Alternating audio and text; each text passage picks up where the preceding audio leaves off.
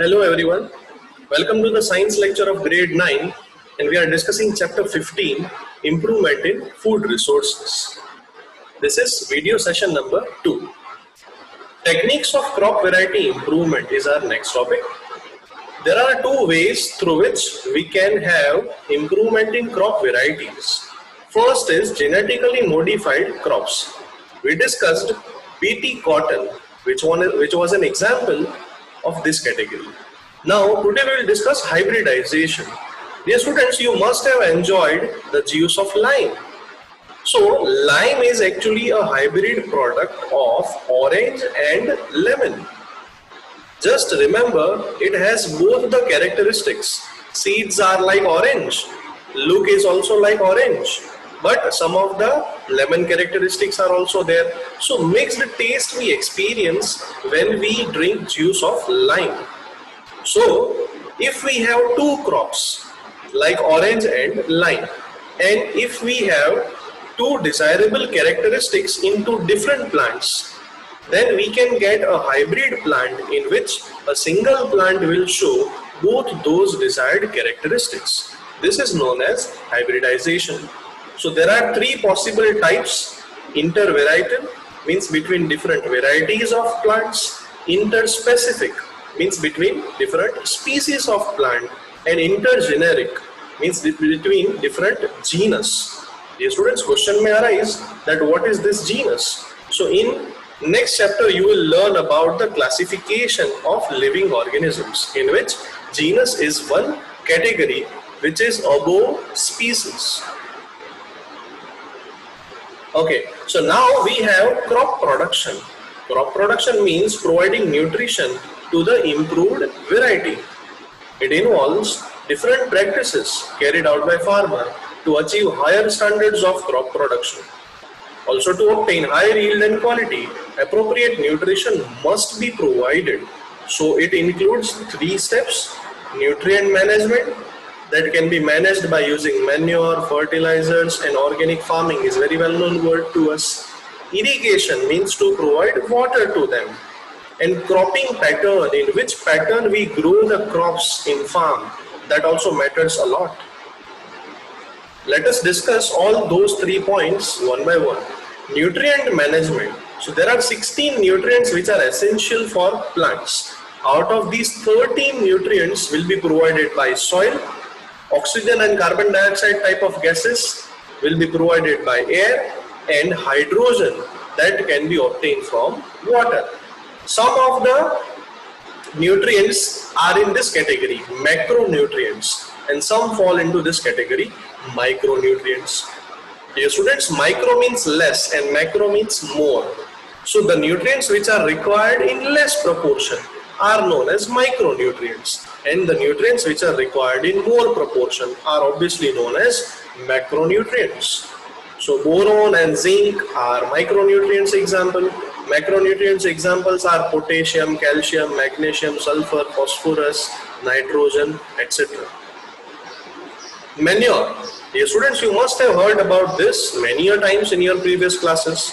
Manure means it is the result of decomposition of biotic components, or we can say biodegradable substances like animal excreta, plant waste, etc.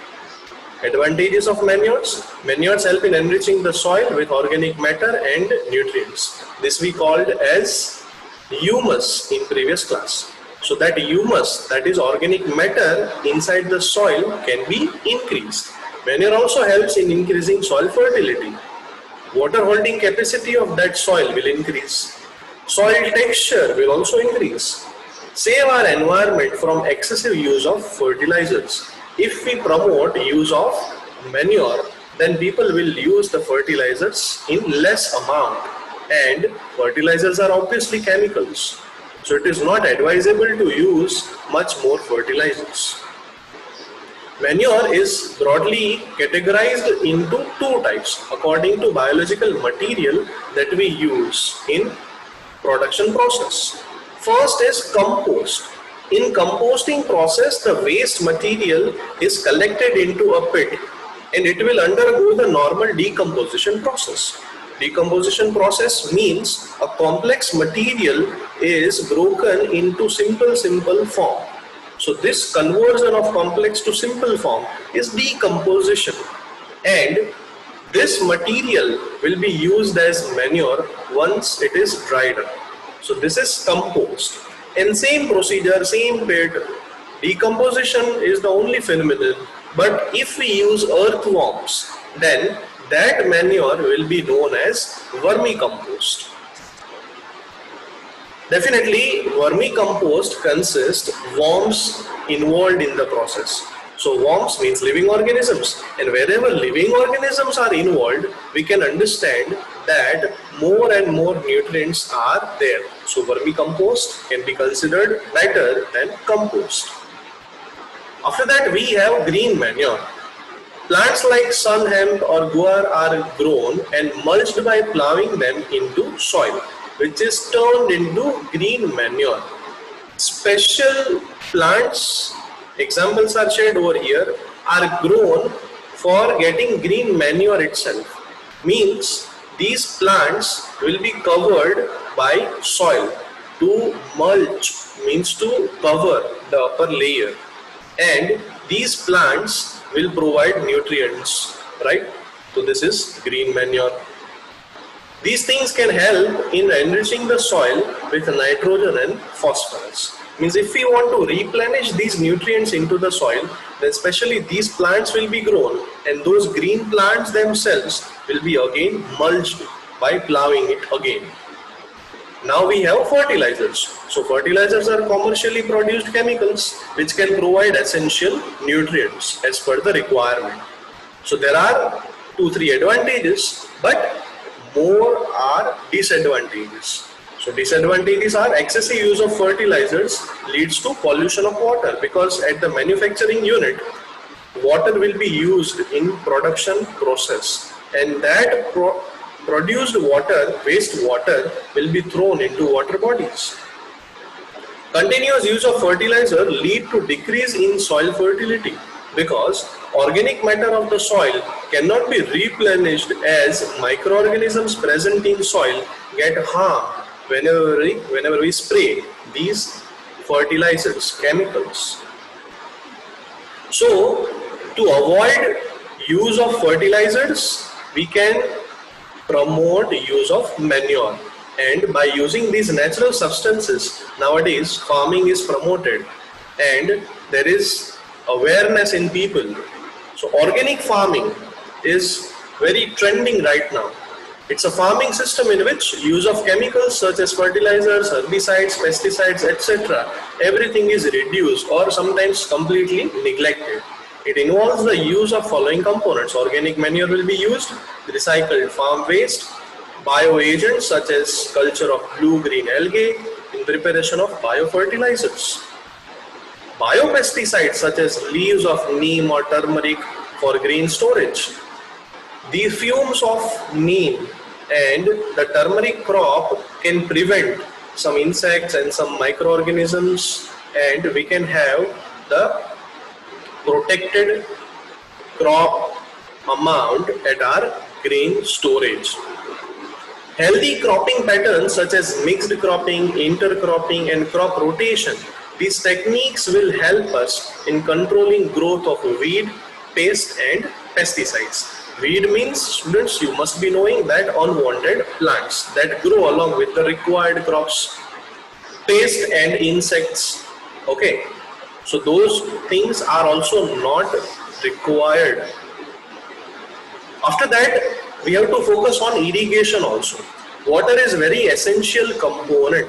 So wells, canals, river lift systems, tanks, check dams, these are the very simple and mostly used things by farmers in villages. So water can be attained from these resources. Now cropping pattern.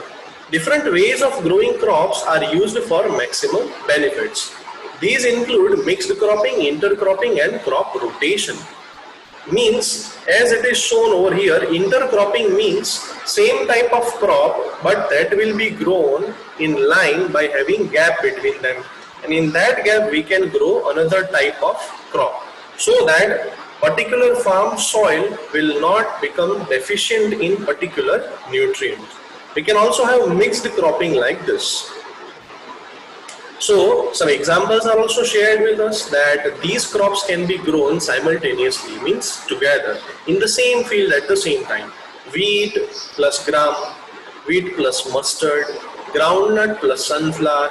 This reduces the risk even if one crop fails. Thereafter, intercropping.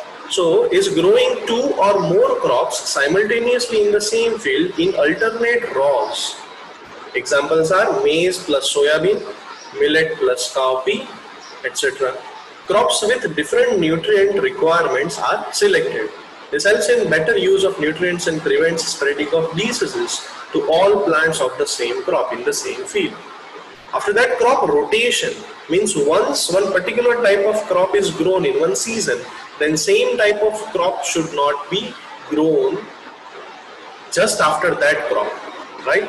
So crop rotation is a growing different crops in the same field in succession. Growing leguminous crops after growing cereal crops helps to increase the soil fertility. If crop rotation is done properly, 2 or 3 crops can be grown in a year profitably. Now, other topics we'll discuss in next video session.